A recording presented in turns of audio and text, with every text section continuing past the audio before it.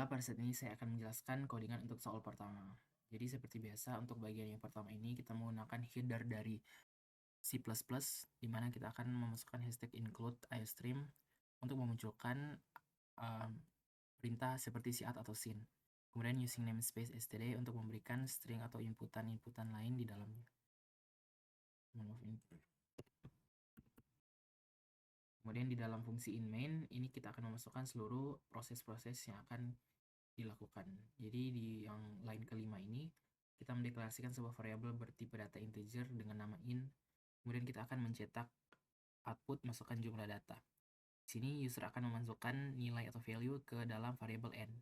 Kemudian pada line ke-9 kita terdapat sebuah array di sini di mana array-nya bertipe data integer dengan nama angka, dan array-nya nanti akan menyesuaikan sesuai dengan banyaknya dari yang user inputkan di sini. Kemudian di line ke-10 terdapat perulangan di mana perulangan ini akan menginisialisasi dari inputan yang dimasukkan oleh user. Jadi for kita mendeklarasikan variabel i bertipe data integer dengan value 0. Kemudian nilai i ini kurang dari nilai n, kurang dari nilai yang akan diinputkan oleh user. Dan nilai i ini akan diiterasikan, dijumlah-jumlahkan sebanyak 1 kali. Kemudian kondisinya di sini dia akan terus dijumlahkan dan mengeluarkan output, masukkan angka ke berapa dari yang dari i ini, kan dari i ini 0, dijumlahkan sebanyak 1 kali, dan selama nilainya kurang dari n ini yang diinputkan oleh user. Nah, kemudian dia akan meminta lagi angka untuk diinputkan. Dia akan meminta angka kepada pengguna untuk diinputkan berapa. Nah, kemudian pada line ke-15 dan 16 di sini terdapat dua variabel yang bertipe integer. Dideklarasikan dua variabel bertipe data integer yang value-nya adalah angka dan di dalamnya ada sebuah array.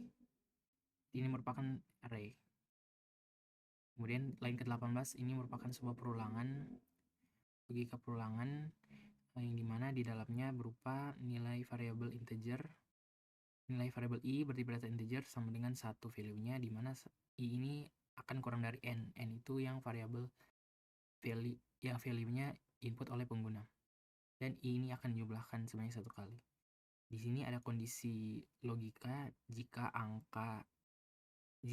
if angka i ini lebih dari maksimum nilai di sini, maka nilai tersebut akan mengisi variabel value dari variabel maksimum. Jadi dia akan memperbarui ketika diperiksa data yang diinput oleh pengguna satu persatu. Ketika dia lebih besar dari nilai maksimum terbaru, maka dia akan menjadi nilai maksimum yang terbaru. Dia akan mengisi value-nya dari nilai maksimum. Dan kemudian di line ke-21 ini, jika angka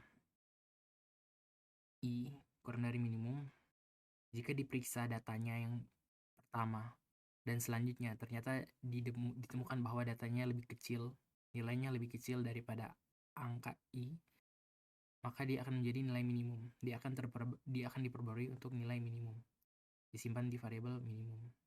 Jadi angka i ini akan menjadi value baru untuk nilai minimum.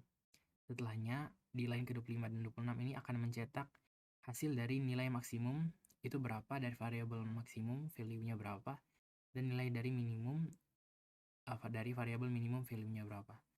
Kemudian kita execute, compile and run.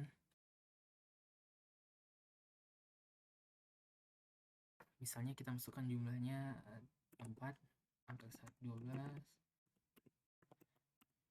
Nah, dia otomatis akan memberikan nilai maksimum, nilai variabel maksimum. Nilai maksimum itu 245 dan nilai minimum itu 4. Kalau seperti itu, terima kasih.